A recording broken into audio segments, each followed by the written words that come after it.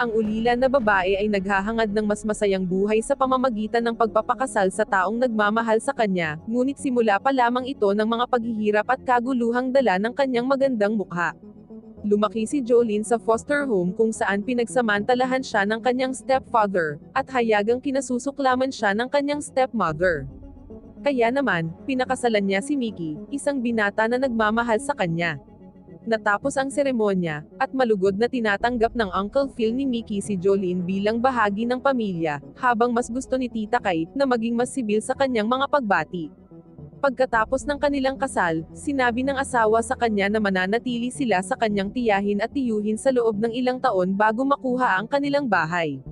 Sumagot ang asawa na inaasahan niyang magkakaroon na siya ng sariling tahanan sa loob ng ilang buwan, kaya ipinangako ito ni Mickey upang mapanatiling masaya ang kanyang minamahal.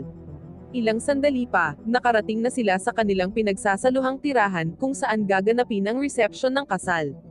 Hinalikan ni Phil ang pisngi ng batang asawa at hinihila ang kanyang pamangkin sa tabi upang ipakita na magtatrabaho siya sa susunod na araw, kahit na bagong kasal pa lang. Pagkatapos dinala ni Kay si Jolene sa silid ng bagong kasal, na nagpapahiwatig na ito ay pansamantala at dapat siyang tumulong sa mga gawaing bahay. Ang dalaga ay masayang nagpahayag na handa siyang tumulong ngunit hindi sinasadyang masaktan si Kay kapag tinawag niya itong tita. Dahil dito, hinihiling ng matandang babae na tawagin siya sa kanyang unang pangalan. Nang sumunod na araw, pinapapunta ni Mickey si Jolene sa paaralan kahit na nag-aalala siya na tila hindi siya gusto ni Kay. Ibinasura ng asawang lalaki ang kanyang pag-aalala habang iniisip niya ang tungkol sa kanyang pamilya. Nang maglaon, napansin ng guro ng sining ni Jolene na hindi nasisiyahan ang estudyante sa kanyang trabaho. Pinayuhan niya siya na gumuhit ng mga bagay na nakita niya, ngunit sinabi ng bata na gusto niyang kalimutan ang karamihan nito. Gayunpaman, ipinagpatuloy ng guro ang paghikayat sa kanya, na nakikita ang talento ng babae bilang isang artist. Nangako si Jolene na subukan habang inaayos niya ang kanyang sketch ng isang pamilyang kumakain ng magkasama. Sa hapunan, pinupuri ng mga lalaki ang luto ng batang asawa, ngunit kabaligtaran ang nararamdaman ni Kay.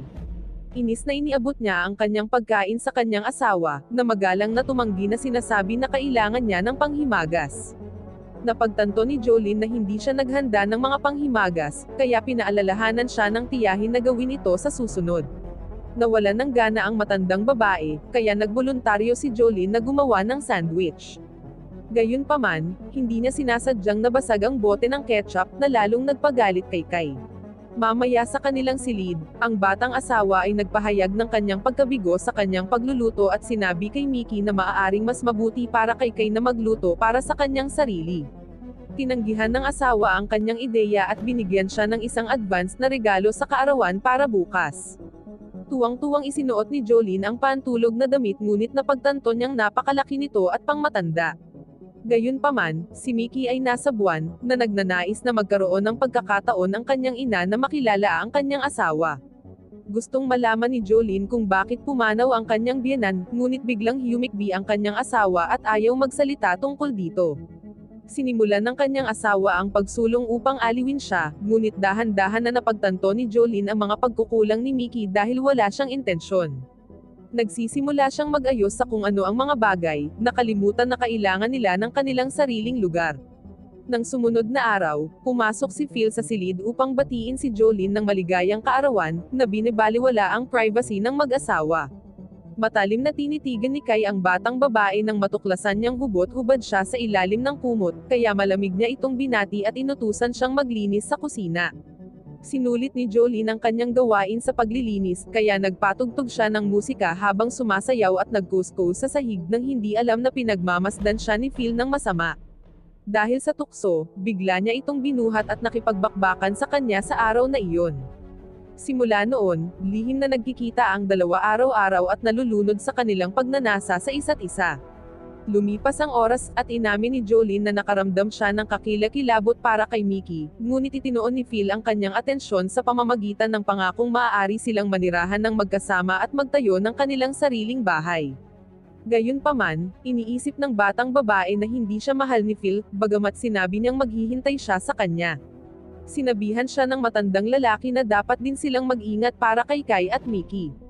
Isang araw, mas maagang nakauwi sina Mickey at Kai, at narinig ng tiyahin ng ilang mga ungol. Itinuring ito ng pamangkin bilang tunog ng telebisyon, ngunit may naramdamang mali ang nakatatandang babae. Sinundan niya ang ingay at nahuli sina Phil at Jolene na magkasama. Galit na galit, kinaladkad siya ni Kai palabas ng bahay, iniwan siyang umiiyak at nahihiya habang sumisigaw. Hindi nagtagal ay lumabas ng bahay ang pinagtaksilen na si Mickey na umiiyak. Sinubukan ni Jolene na humingi ng tawad, ngunit hindi niya pinapansin ang umiiyak na asawa habang naglalakad patungo sa kanyang truck. Nagmamaneho siya sa tulay kung saan siya tumalon hanggang sa kanyang kamatayan. Sa kalaunan ay inilagay ng Protective Services si Jolene sa isang motel habang pinag-uusapan ang kanyang kaso. Inirerekomenda ng psychologist na nakatalaga sa kanya na ipadala siya sa isang juvenile facility hanggang sa siya ay maging matanda. Sa pasilidad, nakilala niya ang head nurse, si Mrs. Ames, at ang attendant, si Cindy. Nagtanong ang kabataang babae kung maaari siyang magkaroon ng ilang mga materyales sa pagguhit, at pinahihintulutan siya, ngunit pinainom siya ng mga pills sa kabila ng pagtanggi nito. Pagkalipas ng mga araw, napagtanto niya na ang kakilakilabot na lugar ay hindi talaga para sa muling pagkakaroon ng malusog na estado ng pag-iisip. Pagkalipas ng ilang buwan, pinapapunta siya sa korte upang patunayan na siya ay isang menor de edad, at naisip na sinamantala siya ni Phil. Sinusubukan niyang tawagin siya habang dumadaan siya, ngunit hindi siya pinapansin ng lalaki. Sa kanyang pagbabalik sa pasilidad, inaliw siya ni Cindy at ipinahayag na wala siyang kasalanan dahil siya ang biktima. Pagkatapos, sinabi ni Jolene kay Cindy ang tungkol sa kung paano siya naiinip sa loob ng pasilidad, ngunit halos halikan lang siya ng attendant. Pagkatapos ay humiwalay ang matandang babae, at pagkaalis niya, ipinagpatuloy ni Jolene ang kanyang sketch ni Mickey at hinalikan ito ng goodnight. Lalong nagiging hindi mapakali si Jolene sa pasilidad kapag sinaktan ng isang pasyente ang kanyang sarili gamit ang sirang salamin. Habang lumilipis ang mga araw, mas binibigyang pansin siya ni Cindy, na hindi niya alam na hindi siya umiinom ng kanyang mga pills. Di nagtagal, ang attendant ay gumawa ng isang hakbang sa kanya para makipagbakbakan, sa kabila ng si Jolene ay walang pakialam tungkol dito. Nang sumunod na araw, ibinigay ni Mrs. Ames ang kanyang mga watercolor, na sinasabing utang niya ang mga iyon kay Cindy habang ipinaalam niya sa kanya ang tungkol sa art therapy na ito. Dahil ipinagbawal ang mga salamin pagkatapos ng huling insidente, ang iba pang mga pasyente ay nag-aalok na bayaran si Jolene upang ipinta ang mga ito, sa gayon ay nagbibigay sa kanya ng paraan upang kumita. Isang gabi, hiniling ni Jolene kay Cindy na palabasin siya, na sinasabing gusto niya itong makasama. Sinabi sa kanya ng attendant na mayroon siyang plano hanggat ipinangako ng dalaga na mananatili sa kanya magpakailanman. Ipinangako ito ni Jolene, kaya pinalabas siya ni Cindy sa kanyang sasakyan isang gabi. Sa kanyang tirahan kinabukasan, ang attendant ay nagme-makeup kay Jolene tulad ng dati niyang gusto at nagmamadaling bumalik sa trabaho, naghahanda sa mga tanong tungkol sa nawawalang pasyente. Excited niyang sinabi sa kanyang kasintahan na magbakbakan sila pagbalik niya. Hiniling ni Jolene na pumunta sa dalampasigan, ngunit desidido si Cindy na ikulong siya, hindi man lang siya pinayagang tumingin sa labas ng bintana dahil plano niyang maghintay hanggang sa maging okay ang kanilang relasyon na malantad. Dahil dito, nakatakas si Jolene sa sandaling wala na si Cindy, at nakaramdam siya ng kalayaan sa unang pagkakataon. Matapos maubos ang kanyang pera mula sa kanyang komisyon sa pagpipinta, sumakay siya ng libre at ipinagpalit ang kanyang sarili sa pera. Di nagtagal, nakahanap siya ng mas magandang trabaho bilang isang crew ng kainan at nakatanggap ng maraming tip dahil sa kanyang hitsura. Ang kanyang kasamahan, si Kendrick ay nagkomento sa kung gaano kakaiba ang isa sa kanilang mga customer, ngunit nakita siya ni Jolene na cute. Dahil alam niyang crush lang ng lalaki si Jolene, nagboluntaryo si Kendrick na kunin ang kanyang utos para ilayo ito sa kanya. Gayunpaman, ang customer na si Coco, ay nagpupumilit na dapat si Jolene ang magsisilbi sa kanya. Paglapit niya ay nagpakilala ang lalaki. Ipinagmamalaki niyang tumugtog ng isang kanta na nilikha niya para kay Jolene at iniimbitahan siyang makipag-date. Sa panahon ng pakikipag-date, nakita siya ng dalaga na kaibig-ibig dahil pinatawa niya ito, na matagal na niyang hindi ginagawa. Natuklasan niya na si Coco ay isang tattoo artist at nagmamay-ari ng isang shop. Sa paghahanap ng magkatulad na sining, hiniling siya ni Coco na maging kanyang apprentice, at pumayag siya. Nagpaalam si Jolene kay Kendrick habang lumilipat siya sa lalaki, ngunit nagkomento ang kanyang dating kasamahan na maaari siyang masaktan dahil 2 linggo pa lang silang magkakilala. Ang sabi ng babae ay naniniwala si Coco sa kanya. Di nagtagal, madaling natutunan ni Jolene ang pagtato, at humanga ang kanyang mga customer. Sa huli, nag-propose si Coco sa kanya, na una niyang tinanggihan. Gayunpaman, kinukumbinsi siya ng lalaki, na itinuturo ang kanilang pagkakatulad bilang mga ulila at artist. Hindi man alam kung sino ang lalaki, pumayag si Jolene na pakasalan siya. Pagkatapos, ang kasal ay gaganapin, at ang asawa ay sumasambo sa kanyang bagong asawa.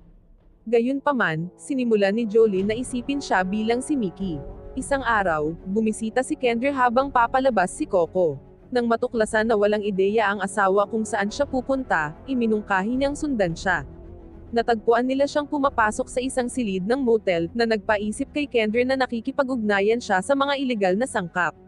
Pinagtaksilin, kinumprante ni Jolene ang kanyang bagong asawa pagkaalis ng kanyang mga kliyente, kaya ipinagtanggol niya na ang kanyang side business ang nagpapanatili sa kanilang shop. Gayunpaman, hindi nagtagal, isang babaeng nagngangalang Marin ang sumugod sa tindahan para hanapin si Coco habang dala ang isang sanggol. Ipinakilala niya ang kanyang sarili bilang kanyang asawa at napagtanto na si Jolene ay walang kaalam-alam kapag tinanong niya kung siya ang dating asawa. Dumating ang asawa, at ipinasa ni Marin ang sanggol kay Jolene habang sinasampal niya ang lalaki. Ibinigay sa kanya ng pangalawang asawa ang kanyang sanggol habang ang lalaki ay nakahanap ng paraan sa gulo. Sinamahan niya si Marin at ang sanggol sa labas pagkatapos ay hiniling niya kay Jolene na maghintay habang ihahatid niya sila, na iniwang nagngangalit ang pangalawang asawa. Ibinasura niya ang lugar at iniimpake ang kanyang mga gamit, ngunit nakahanap siya ng isang bag ng mga pinagbabawal na gamot. Dahil sa paghihiganti, ikinalat niya ito sa mesa, inilagay ang kanyang singsing dito, at tumawag ng pulis bago umalis. Matapos ipagkanulo, parang bata muli si Jolene at nagtataka sa kanyang mga magulang. Nang walang ibang pagpipilian, naglalakbay siya sa Vegas at nagtatrabaho bilang isang dancer. Si Sal, isang mayamang customer, ay nag-book ng table para makausap siya, at ipinakilala siya ng manager bilang si Baby. Pinupuri niya ang galing ng babae, at sinabi nito sa kanya ang tunay niyang pangalan. Di nagtagal, regular siyang binibisita ni Sal, at nakita niya itong isang maginoo. Siya ay iginagalang din sa komunidad, kaya siya ay nahuhulog sa pangangalaga at karangyaan. Dinala siya ni Sal sa kanyang langit na palasyo kung saan nakita ni Jolene ang isang mahalagang painting na sa tingin ng may-ari ay kumakatawan sa dancer. Nakikita rin ni Jolene ang mga larawan ng kanyang pamilya, at ipinaliwanag niya na ang kanyang mga anak ay may sariling buhay at ang kanyang asawa ay matagal nang wala. Dahil sa paghanga sa kanya, inalok siya nito na tumira sa kanya at binigay sa kanya ang isang credit card na walang limitasyon, na nangangako sa kanya ng buhay ng isang reyna na walang kalakip na tali. Kahit alam niyang hindi totoo ang lahat ng nasa kwento, tinanggap ni Jolene ang kanyang alok. Sa loob ng maraming araw, nanatiling tapat si Sal sa kanyang mga salita, ibinibigay ang kasiyahan sa babae, at sinabi niya sa kanya na mahal niya siya. Isang araw, sumama sila sa hapunan kasama ang mga kasosyo sa negosyo ni Sal, ngunit pinipilit niyang huwag pag-usapan ang trabaho. Nakakadismaya ito sa kanyang mga kasamahan dahil gusto nilang talakayin ang mahahalagang pagbabago, kaya iginiit ni Sal na 25 taon na siyang nagnenegosyo sa parehong paraan, at mananatili itong ganoon. Nagiging abala at stress si Sal sa mga susunod na araw, ngunit hinayaan niya si Jolene na gawin ang lahat ng gusto niya, na nagpapahintulot sa kanya na magsanay ng pagpipinta. Nag-aalok siya ng bagong trabaho kay Sal, at ipinahayag niya kung gaano niya ito kamahal, nangako na lagi siyang aalagaan kahit wala na siya. Sa isang gabi, naghapunan sila sa isang restaurant kung saan nakikita ni Jolene ang mga business partner ni Sal. Nang makita sila na may kasamang mga lalaking mukhang hindi maganda, nagpasya si Sal na huwag lumapit sa kanila, na sinasabing gusto niyang tumuon kay Jolene. Isang madaling araw, nakatanggap si Sal ng nakakabagbag damdaming tawag, kaya ginigising niya si Jolene, at sinabihan itong hintayin siya sa ibaba. Tinitigan siya nito ng may pananabik bago lumabas si Jolene. Habang naghihintay, tuluyang nakarinig ng pagsabog ang babae, kaya nagmamadali siyang pumunta sa kanilang kwarto at nakita ang walang buhay na si Sal sa sahig. Ang pumatay kay Sal ay nasa kwarto pa rin, na pinilit na tumakas ang takot na babae. Sa kalaunan, napunta siya sa Tulsek kung saan nagtatrabaho siya bilang isang receptionist, namumuhay ng mapayapang buhay. Si Peggy, ang kanyang kasamahan, ay nagkomento kung bakit siya nagmamadali, kaya ipinaliwanag niya na mayroon siyang catering gig. Bigla siyang napansin ni Brad na ang anak ng may-ari ng bahay, at sinimulang kausapin siya. Nananatiling profesional si Jolene habang kinakausap siya. Nang sumunod na araw, nakatanggap siya ng napakalaking bouquet mula kay Brad, at ipinaalam sa kanya ni Peggy na ang kanyang pamilya ang nagmamay-ari ng gusali at kalahati ng Tulsa. Si Jolene ay nananatiling hindi interesado, ngunit pinayuhan siya ni Peggy na huwag tanggihan kung nais niyang panatilihin ang kanyang trabaho. Nang walang pagpipilian, tinanggap ni Jolene ang imbitasyon, at dinala siya sa isang fine dining restaurant ng gabing iyon. Ito ay nabigo upang mapabilib siya, lalo na kapag ipinakita ni Brad ang kanyang pagiging pagka-orihinal. Tulad ng dati, nasasanay na siya sa personalidad nito at nagsimulang makipag-date sa kanya. Hindi nagtagal, nag-propose si Brad sa kanya, at tumanggi siya, na iginiit na hindi nila kilala ang isa't isa. Gayunpaman, iginiit niya na wala siyang pakialam sa kanyang nakaraan, kaya kalaunan ay natagpuan ni Jolene ang kanyang sarili sa harap ng altar sa araw ng kanilang kasal.